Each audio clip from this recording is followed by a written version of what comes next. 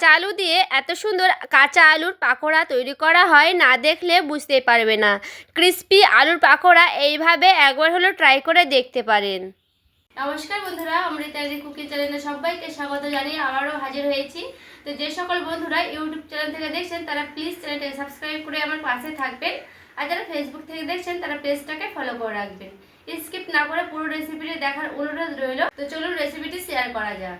দেখুন বন্ধুরা, নিয়ে নিয়েছি আলু। তো এখানে আমি পরিমাণ মতো নিয়েছি আলু।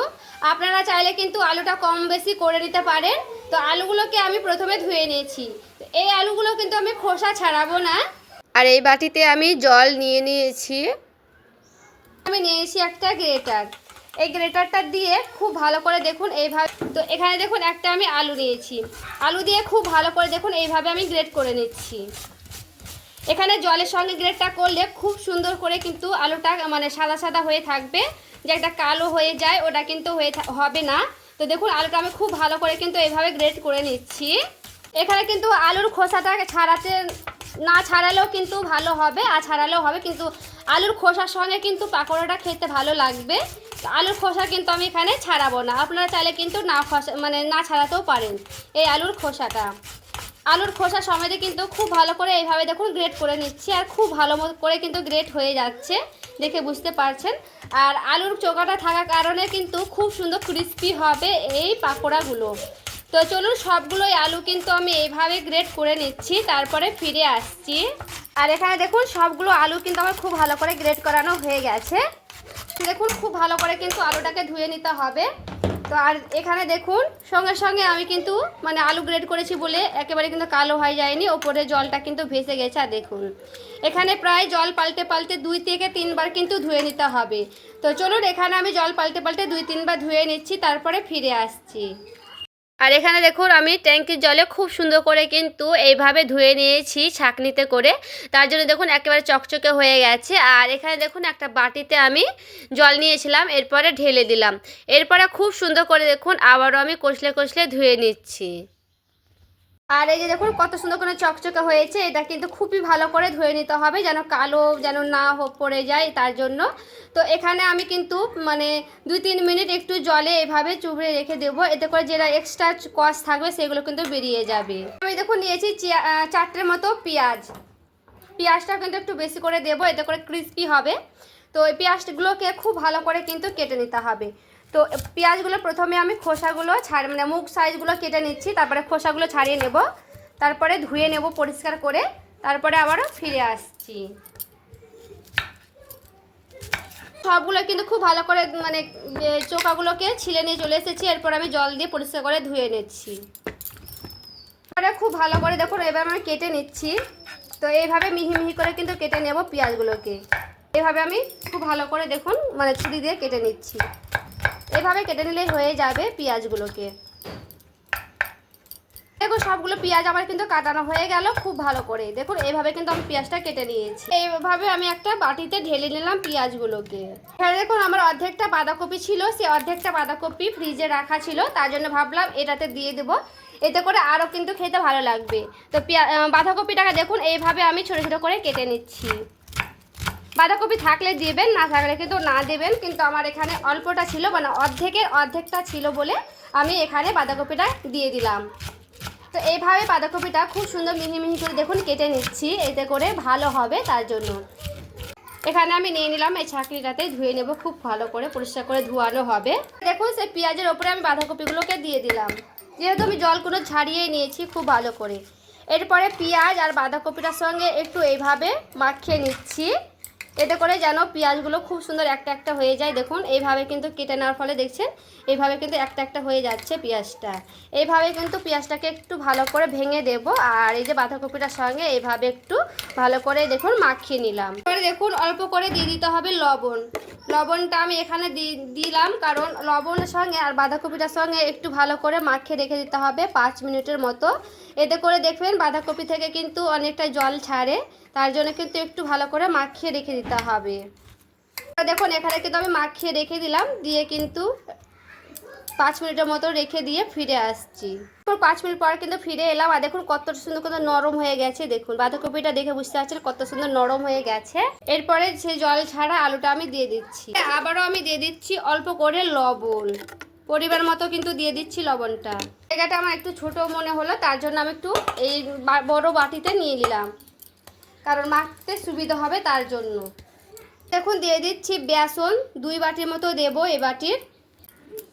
1 বাটি মতো দিয়ে দিচ্ছি কর্নফ্লাওয়ার, যেহেতু আমি 2 বাটি বেসন দিয়েছি তার জন্য কিন্তু 1 বাটি কর্নফ্লাওয়ার দিয়ে দিলাম, এতে করে ক্রিস্পি হবে পাকোড়াগুলো।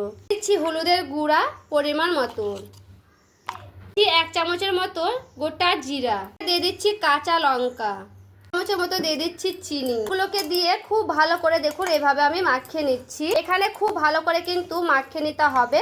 এখানে যদি বেসন লাগে সেই পরিবর্তে কিন্তু বেসনটা দিয়ে দিতে পারেন।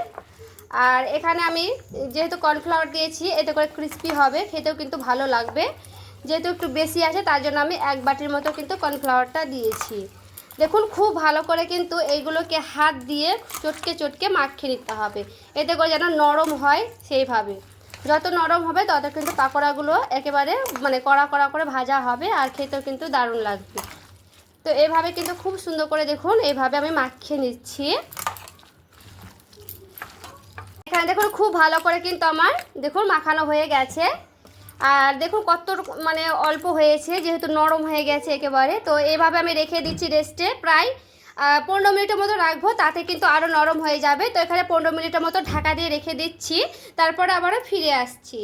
এই যে দেখুন বন্ধুরা, প্রায় আমি 15 মিনিটের মতো রেখেছি, তাতে দেখুন কতটা সুন্দর কিন্তু জল জল ছেড়ে গেছে। এতে করে কিন্তু এখানে চাইলে বেসন দিতে পারবেন, তো এখানে আর বেসন দিতে হবে না, কারণ এইভাবে কিন্তু নরম হয়ে গেলেই বেশি ভালো হবে। আর দেখুন আমি কিন্তু দেখাচ্ছি খুবই সুন্দর কিন্তু একেবারে নরম নরম হয়ে গেছে।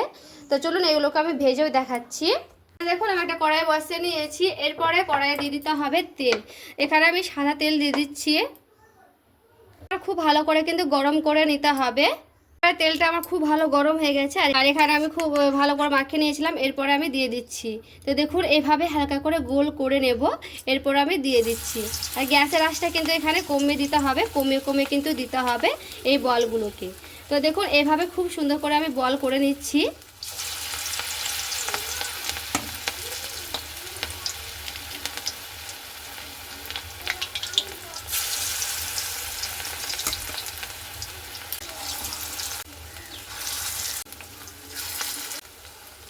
দেখুন খুব ভালো করে কিন্তু আমি দিয়ে দিলাম। তো এগুলোকে গ্যাসের আঁচ কমিয়ে কমিয়ে কিন্তু ভাজতে হবে, তার জন্য কিন্তু আমি এভাবে হালকা করে দিয়ে দিয়েছি। এরপর আমি রেখে দিচ্ছি সাইডে সরিয়ে। তো দেখুন হালকা করে দেখুন হালকা হালকা কিন্তু ব্রাউন কালার হয়ে আসছে। তো এখানে থাক, মানে কিছুক্ষণ আমি গ্যাস কমিয়ে কমিয়ে কিন্তু এগুলোকে ভেজে নেব। তো প্রায় 2-3 মিনিটের মতো একটু ভেজে নিতে হবে উল্টে পাল্টে। আর এখানে দেখুন নিচ পিঠটা যখন হালকা হালকা হয়ে এসেছে, আমি এইভাবে হালকা করে উল্টে উল্টে নিচ্ছি। এই যে দেখুন এইভাবে কিন্তু এদিকটা আমি উল্টে নেব।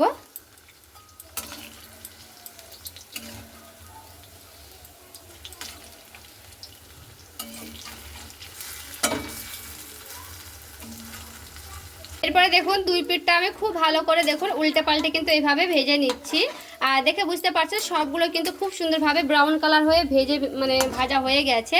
তো এখানে আমি গ্যাসের আঁচটা কিন্তু মানে কম কম করেই কিন্তু এইভাবে 2 পিঠটা ভেজে নিয়েছি। এরপরে হালকা গ্যাসের আঁচটা বাড়িয়ে দিয়ে একটু ব্রাউন কালার করে নেব। যেহেতু 1 পিঠ হয়ে গেছে আর 1 পিঠ কিন্তু আর একটু ব্রাউন কালার করে নেব। তো 2 পিঠটা খুব সুন্দর করে কিন্তু ভেজে নিতে হবে এইভাবেই। আর এখানে দেখুন খুব ভালো করে কিন্তু উল্টে পাল্টে ভাজানো হয়ে গেছে, আর দেখুন লাল লাল করে কিন্তু ভাজানো হয়ে গেছে। এরপরে আমি এইগুলোকে উঠিয়ে নেব। আর দেখুন কতটা সুন্দর কিন্তু হয়েছে ভাজানো, একটু হালকা চেপে চেপে আমি উঠিয়ে নিচ্ছি। সবগুলো কিন্তু এইভাবে আমি উঠিয়ে নেব। আর দেখুন কতটা সুন্দর কিন্তু মুচমুচে ভাবে ভাজানো হয়েছে এইগুলো। দেখুন দেখতে কতটা লোভনীয় হয়েছে। এরপরে বাকিগুলো যে আছে সে বাকিগুলো কিন্তু ওইভাবে ভেজে নিতে হবে।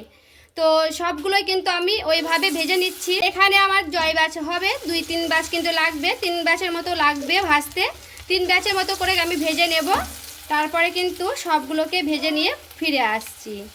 দেখুন বন্ধুরা নামিয়ে নিয়ে চলে এসেছি, আর দেখতে দেখুন কতটা ক্রিস্পি হয়েছে।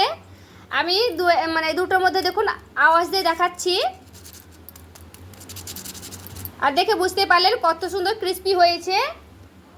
আর এইভাবে কিন্তু হালকা আঁচে দিয়ে খুব সুন্দর করে দুই পিঠটা ভেজে নিয়েছি। এখানে দেখুন আমি একটা ভেঙেও দেখাচ্ছি, দেখুন কত সুন্দর কিন্তু ভেতর থেকে মুচমুচো হয়েছে। তো এই রেসিপি একবার হলো বাড়িতে ট্রাই করে দেখবেন, চায়ের আড্ডায় কিংবা ডালের পাতে দারুণ লাগবে। সকলে ভালো থাকবে, সুস্থ থাকবেন, দেখা হচ্ছে আরও একটি রেসিপির সঙ্গে।